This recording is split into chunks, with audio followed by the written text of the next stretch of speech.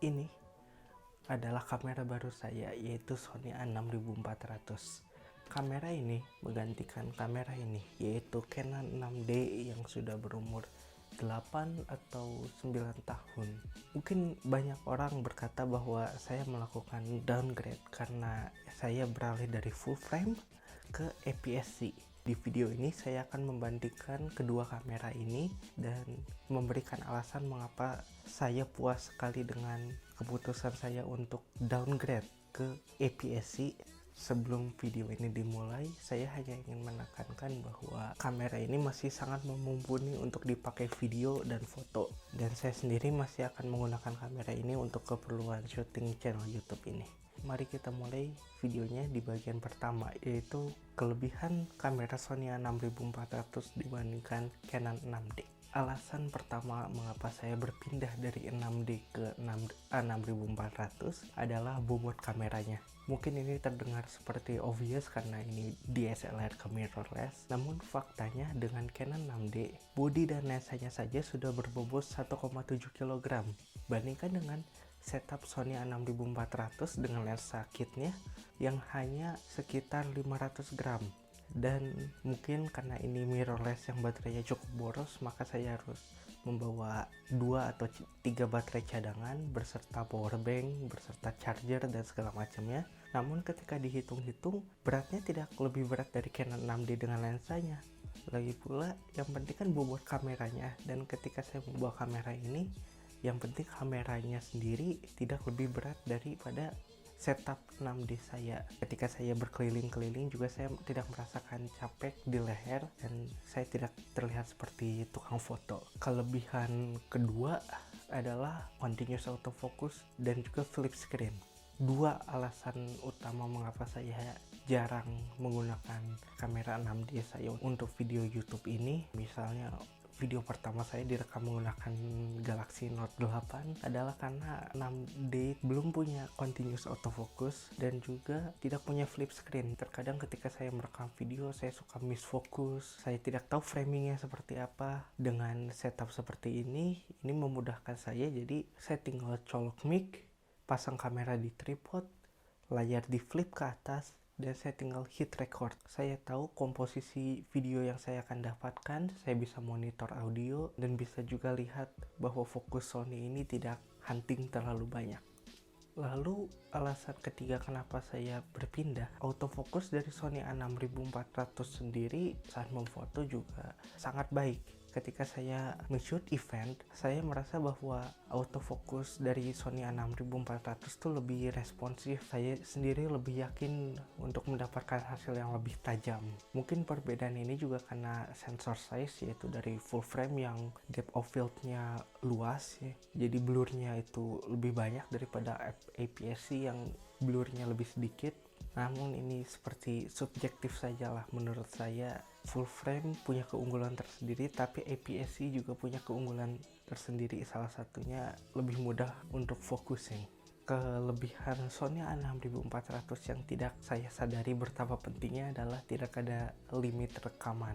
Di kamera-kamera lain, yaitu kamera-kamera still yang dipakai untuk video, ada limit rekaman sekitar 29 menit 59 detik seperti di Canon atau bahkan di Sony sebelum A6100.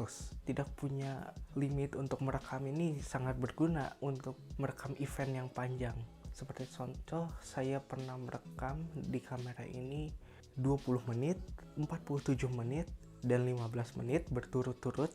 Anehnya tidak ada overheat. Padahal kan Sony itu famous karena overheat ya, tapi saya tidak menemukan itu. Saya juga cukup puas karena saya tidak perlu memotong-motong klip per 30 menit.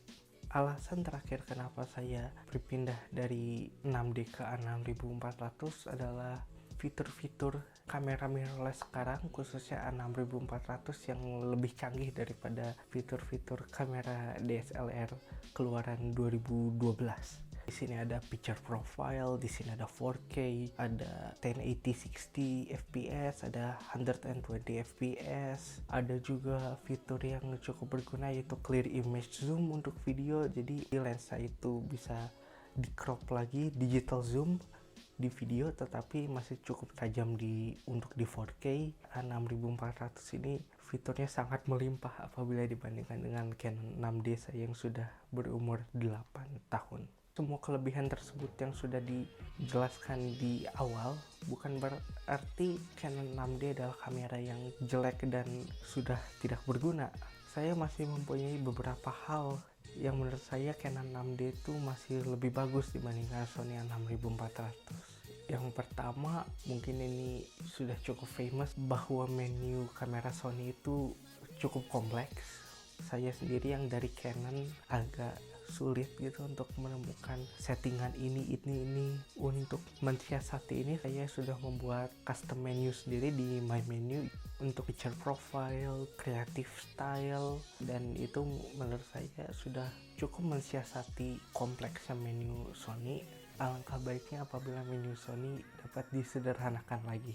Kelebihan kedua dari Canon adalah soal warna. Saya sendiri masih menimbang-nimbang warna mana yang bagus untuk kamera Sony. Kadang saya di Cine 4 dengan gamma movie, tapi menurut saya untuk kamera Sony ini memang harus di color grade untuk mendapatkan hasil yang lebih baik. Terkadang di Canon menu standar tanpa color grading pun sudah cukup baik untuk dipublish, namun untuk Sony sepertinya harus di color grade. Tapi ini kembali lagi masalah preferensi. Bagi saya yang lama di Canon, saya lebih suka native profile-nya di Canon. Kelebihan ketiga dari DSLR adalah umur baterai. Saya sendiri tidak mempermasalahkannya karena saya sudah punya 2 ekstra baterai dan kamera Sony ini juga bisa dicas menggunakan power bank. Namun saya juga mengerti bahwa masalah baterai ini mungkin bisa jadi deal breaker apabila kita lupa membawa baterai cadangan atau tidak punya waktu untuk ngecas kamera dengan power bank. Kelebihan terakhir dari DSLR yang saya rasakan adalah karena kamera DSLR itu bobotnya lebih besar, lebih berat, saya lebih mudah untuk merekam video handheld yang lebih stabil. Saya sebenarnya sudah bisa mensiasatinya dengan cara menggunakan tongsis atau Gorilla Pod di bawah kamera. Yang saya rasakan adalah ketika merekam dengan kamera ini, karena bobotnya sangat ringan, jadi banyak microsek yang ada di video dan itu terkadang membuat pusing. Sebenarnya 2 kelemahan terakhir yaitu umur baterai dan stabilizer sudah diperbaiki di Sony A6600.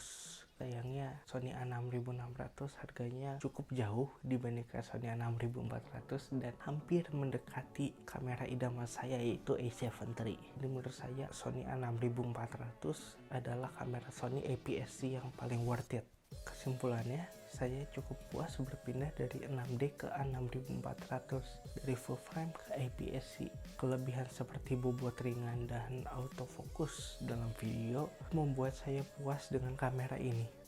Kamera 6D sangat bagus digunakan apabila saya mempunyai filter tambahan yang bisa mengatur komposisi dan fokus. Namun, saya tidak punya shooter atau editor lain. Dalam memilih kamera, satu hal yang terpenting adalah kamera ini dapat mempermudah penggunanya untuk mendapatkan hasil yang mereka inginkan. Kamera Sony A6400 ini sudah mempermudah saya untuk membuat video-video di channel YouTube saya, untuk memotret acara, dan untuk keperluan-keperluan saya lainnya. Sesuatu yang terlihat lebih mahal atau lebih wah belum tentu merupakan sesuatu yang terbaik untuk kita. Semuanya kembali lagi ke kebutuhan masing-masing. Tidak berguna apabila kamera mahal malah menyusahkan kita untuk mendapatkan hasil yang kita mau. Buktinya, video pertama saya direkam menggunakan HP Samsung Galaxy Note 8 dan menurut saya hasilnya oke-oke saja. Terima kasih telah menonton.